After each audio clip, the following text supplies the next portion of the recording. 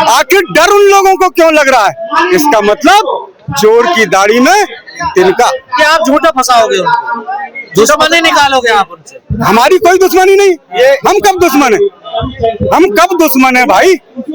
आप लोग एक तरफ तो कहते हो हिंदू हिंदू भाई भाई, और जब कानून और प्रशासन कानून की बात आती है तब दूर हटो भाई। ये कौन सी बात रही? हमने आप लोगों का समर्थन किया ईडब्ल्यूएस पर हमने कोई विरोध नहीं किया। अगर किया हो तो बताइए, कोई प्रोटेस्ट किया हो तो बताइए। हमने कोई प्रोटेस्ट नहीं किया। हम भी जानते हैं कि शहरों में भी गरीब हैं। हम लोगों ने कोई विरोध नहीं किया। आखिर जैसे ही यूजीसी बिल लागू हुआ, इन लोगों के पेट में दर्द क्यों होने लगा? मैंने फिर भी कह रहा हूँ, हिंदू एक तरफ तो कहते हैं हिंदू हिंदू भाई भाई, और जब अपने पर आई और वो सपना देख रहे हिंदू राष्ट्र बनाने का, आप लोग बढ़ गए SC ST OBC एक तरफ हो गया, बांटा किसने? बांटा किसने भाई? बांटा किसने? बांटा तो उन्हीं लोगों ने। हम तो नहीं बंटना चाहते। आइए, हम उन सर समाज के लोगों को धन्यवाद देंगे कि आइए इसी मंच पर आज हम लोग जंतर मंतर पर धरना प्रदर्शन कर रहे हैं। सर समाज का जो भी लोग आना चाहें आए और समर्थन करें। हम तहे दिल से उनका सम्मान करने का काम करेंगे। इतनी बड़ी ठेस पहुंची, कुमार विश्वास कह रहे हैं मैं अभागा सवर्ण हूँ, मैं अभागा ब्राह्मण हूँ। देखिए, अच्छा, वो अभागे सवर्ण हो गए। पूरे देश में चलने वाले वो अभागे सवर्ण हो गए। लग्जरी गाड़ियों में चलने वाले अभागे सवर्ण हो गए। अगर अभागा देखना है तो फुटपाथ पर लेटे हुए उस दलित को देखिए जो कूड़ा बीनने का काम करता है। कूड़ा बीनने का काम करता है उस दलित को देखिए, उस पिछड़े को देखिए जो ठेला और रेड़ी चलाने का काम करता है। अभागा तो वो है ना। कहा जा रहा है गधों को घोड़ा बनाने की कोशिश की जा रही है। नहीं नहीं नहीं, खच्चर कह रहे हैं। ये बात कौन कह रहे हैं? खच्चर कह रहे हैं कि गधों को घोड़ा बनाने का काम किया जा रहा। उनकी खच्चर की संज्ञा है। आप उनको खच्चर कह रहे हैं? बिल्कुल। जब वो हमको गधा कह सकते हैं तो हम उनको खच्चर क्यों नहीं कह सकते? जब हम लोगों को वो SC ST OBC को गधा की संज्ञा दे सकते हैं तो हम उन लोगों को खच्चर की संज्ञा देने का काम करेंगे। कह रहे ये राजनीति के तहत लाया गया है, खासकर जो 85% उनको अपनी तरफ करने के लिए ऐसे नियम बनाए गए। तो दिक्कत कहाँ हो रही है? हम तो थे ना।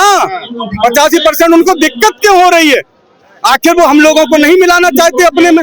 यही तो है ना, यही तो है ना। हम लोगों को नहीं मिलाना चाहते, इसलिए वो राजनीति कर रहे हैं। मिलाना तो चाहते हैं पर आप डिमांड रख रहे हैं ना, अपने अधिकार मांग रहे हैं। अरे वाह भाई वाह, 85% अधिकार नहीं मांगे, 15% मंदिर में बैठकर हलवा खाने का काम करे।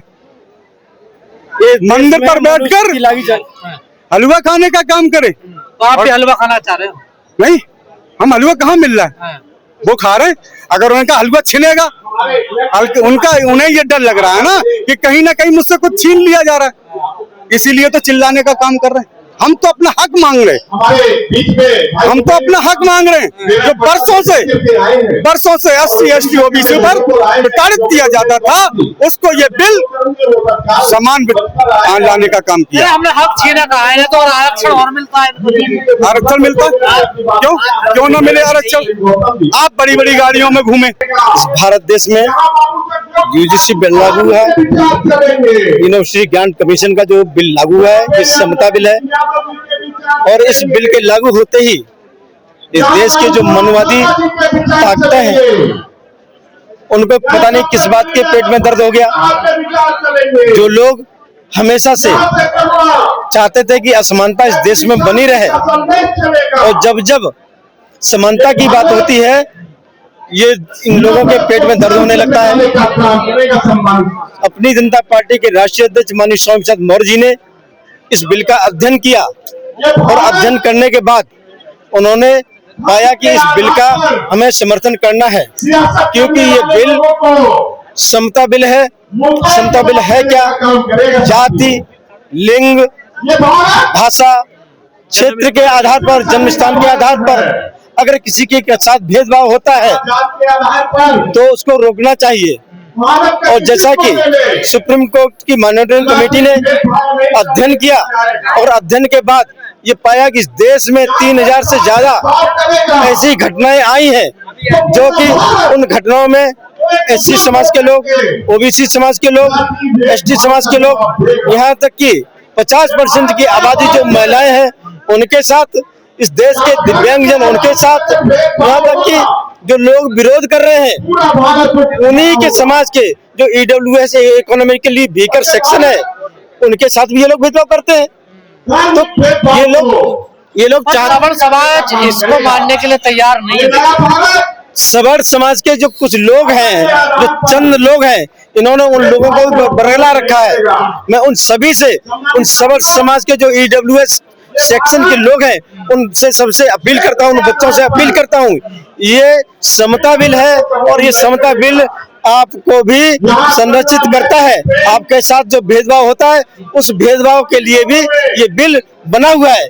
आप इस बिल का समर्थन करिए और आप ये सोचिएगा कि देश में जो कुछ चंद लोग हैं, जो जनरल क्लास के लोग हैं, जो पढ़े लिखे लोग, उन्हीं के पीढ़ी दर पीढ़ी उन्हीं के बच्चे सरकारी नौकरियों में पीढ़ी दर पीढ़ी काम करते चले। राजनीतिक पार्टियां, उनका भी ढुलमुल रवैया है इस पूरे मुद्दे को लेकर, इधर उधर है, वो भी देखिए।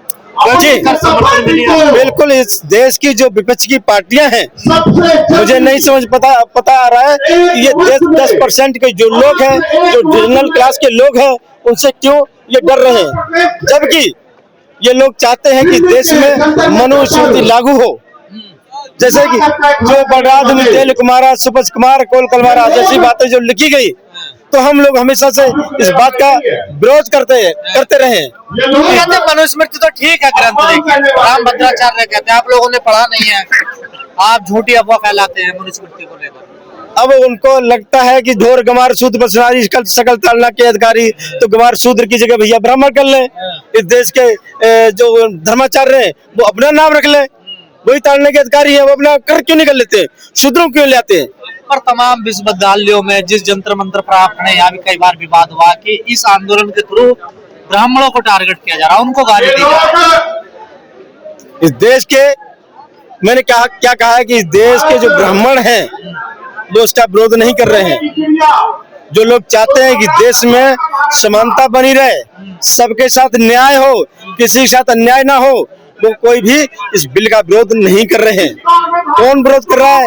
जो चाहते हैं कि देश में असमानता बनी रहे, पीढ़ी दर पीढ़ी जिन लोगों को हमने गुलाम बनाया है वो हमारे केवल गुलाम बने रहे, ये वही लोग हैं जो विरोध कर रहे हैं। और अपने दिन बाद सुप्रीम कोर्ट में इस पूरे मामले को लेकर सुनवाई है, क्या उम्मीद लग रही है आपको, कुछ आपके पक्ष में फैसला है? मुझे लगता है कि जैसा कि सुप्रीम कोर्ट ने कहा है कि स्पष्ट इसमें नहीं लिखा है, विचार कीजिए, तो इस पर विचार कीजिए।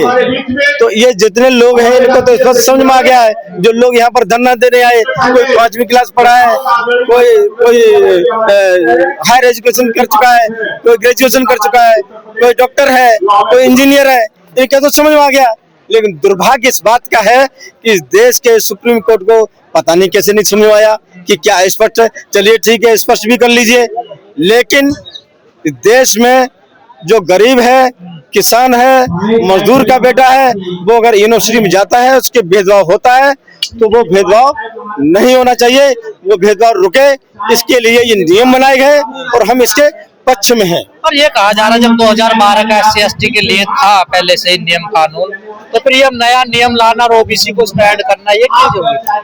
क्योंकि देश में जब 3565 मामले हुए और उन मामलों में OBC के जो बच्चे थे उनके साथ भी भेदभाव हुआ है बड़े पैमाने पर।